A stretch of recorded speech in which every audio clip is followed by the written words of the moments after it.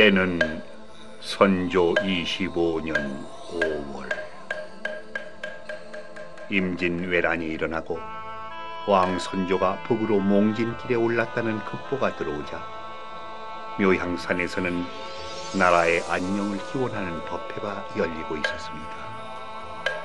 석산대사께서는 간절히 기도를 하셨지요. 누구를 탓하겠습니까? 모두 이 나라 중생들이 지은 업이옵시다.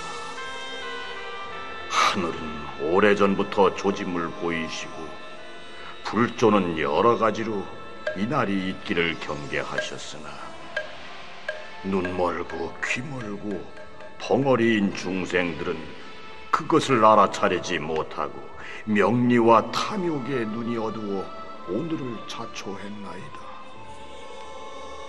이 모두 자업자득인 것을 누구를 원망하리요? 하오나 어찌 가엾지 않사옵니까? 부디 이제라도 군신과 온 백성이 눈을 뜨고 귀를 열어 세상을 밝게 보고 자기 할 바를 찾아 용약, 외적의 침략에 맞서 싸워 그들을 물리치게 하소서. 우리에게 힘을 주시옵고 외적에게 징벌을 내리소서. 남서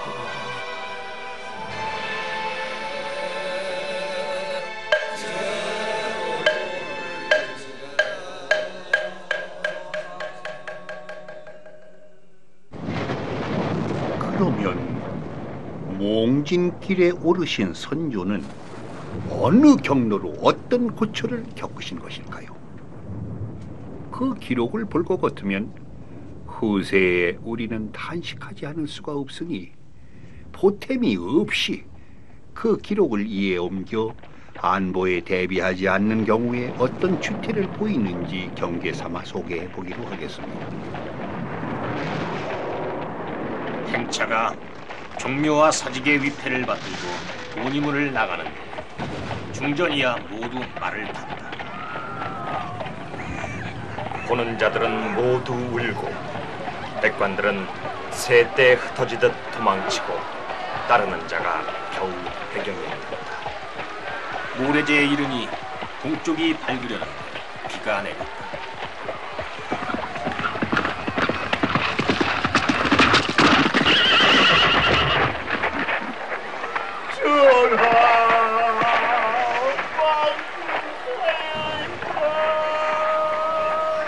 경기감사 군중이 쫓아왔다. 비를 맞고 서쪽으로 가서 벽제역에 이르니 비가 심해 임금은 역에 들어갔다가 조금 후에 나오니 시종들과 대감들은 많이 뒤떨어졌다. 해음령을 지나갈 때 비가 퍼붓든다. 이 밤에 행차가 임진강에 이르자 상하가 서로 잃어버렸다. 이 항복이 흙탕 속을 걸어다니면서 사람들을 불러 모아 임진강을 건너는데 나루터 남쪽에 있는 승청을 불지르게 하여 그 빛이 강 북쪽을 비추어 길을 찾아낸다. 어둠을 타고 임진강을 건너는데 나룻배는 겨우 5-6척이라. 이것으로 대소 인원들이 서로 건너기를 다투어 상하가 문란하고 하인과 말을 서로 잃어버려 혹은 걷고 혹은 타고 해도 밤새도록 타지 못했다. 후궁민비는 멀미로 파주에 있고 임금은 배를 타고 기다리느라고 벌써 이경이 가깝도록 저녁밥을 먹지 못하여 내시를 불러 차를 드리라 하였으나 모두 가져오지 않았다. 내위원에 있는 용운이 상투 속에 끼웠던 사탕 반덩어리를 내어 강물에 타서 드렸다. 밤중에 동파관에 도착하여 사경에 비로소 좁쌀밥을 먹고 세자 이하는 모두 끼니를 굶었다. 이보다 앞서 동파관에서 화주목사 허진과 장단부사 구효연이 수라를 차렸다. 그런데 호위하던 자들이 종일 굶었던 참이라 부엌에 마구 들어와 빼앗아 먹으니 장차 임금이 먹을 것이 없게 되자 허진 등은 겁을 내어 이튿날 아침 선조는 이항복을 불러 고함을 치셨습니다. 어서 냉큼 영의정과 좌의정을 부르라. 이운두수는 어디 있느냐? 같이 들어오게 하라. 이에 이운두수는 귀양가 있다가 임금이 머무는 행제소로 왔지요. 이에 선조는 눈물을 뿌리고 채찍으로 땅을 두드리시며 이르셨지요. 이산의 유성룡 윤두수, 일이 이렇게 급하다. 어떻게 하면 좋겠는가? 어서 계책을 말하라. 어서 계책을. 이에 이항복이 먼저 아뢰었습니다. 전하, 우리나라는 원래 약해서 적을 당할 도리가 없사오니 지금의 계책은 오직 서쪽으로 명나라에 하소연하는 수밖에 없사옵니다. 이에 선조는 탄식하며 이르셨습니다.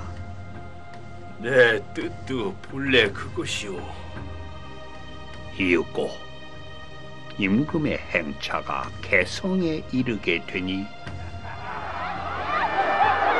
백성들이 모여들어 혹은 통곡하고 혹은 눈물을 흘렸지요. 그런데 이때였습니다. 느닷없이 행제소에 돌이 날아드는 게 아니겠습니까? 그리고 이어서 한 백성의 고함 소리가 들려오는 것이었습니다. 상감히 백성 일은 생각하지 않고 후궁들만 부자 만들기로 일삼고 김공양만 종이하는 것으로 제의를 삼다가 오늘 이 지경에 이르렀소. 헌데 어찌 공양을 시켜 적을 투벌하지 않으시오? 이러는데도 왕을 지키는 시위가 허술해서 이를 막지를 못했으니 이보다 한심한 일이 어디에 있으리요? 뿐이 아니었습니다. 선조가 개성 남문루에 나와서 나이든 어른들과 백성들을 불러 위로하고 고통되는 점을 묻게 됐지요. 할 말이 있거든 하라. 그러자 선비 10여 명이 몰려와 그 대표가 아뢰는 것이었지요. 오늘 일은 모두 이산의 김공양이 안팎으로 일을 저질러 경양의 백성들이 다 같이 원망과 분노를 품어 왜적을 들어오게 한 것이옵니다. 이것은 다 전하께서 수건 김씨에게 혹하여 빠진 까닭이옵니다. 이산해는 당시 영의정으로 서울을 지키기 힘드니 서도로 몽진해야 한다고 강력히 주장한 장본인이었기에 이런 추궁을 당하게 된 것이었습니다. 이에 선조는 그 와중에 이산해를 파직하고 유성룡으로 영의정, 최응원으로 좌의정, 윤두수를 우의정으로 삼습니다. 그리고 백성 중에 송강 정철을 부르기를 권하는 자가 있어 파직되었던 정철을 불러 급히 평양 가서 왕자를 호위하라고 명했지요. 그러자 또 이번에는 사헌부와 상관원에서 아뢰입니다. 유성룡도 나라를 그르친 죄를 혼자 면할 수 없으니 파직시키소서. 이래서 유성룡도 영상자리를 내놓게 되고 맙니다. 후에 이런저런 소식을 전해들은 서산대사께서는 간식하셨습니다. 서로 잘못을 탓하고 있는 것이 마음속에는 아직도 파당끼리의 시기심이 작용하고 있으니 그것이 안타까울 뿐이야.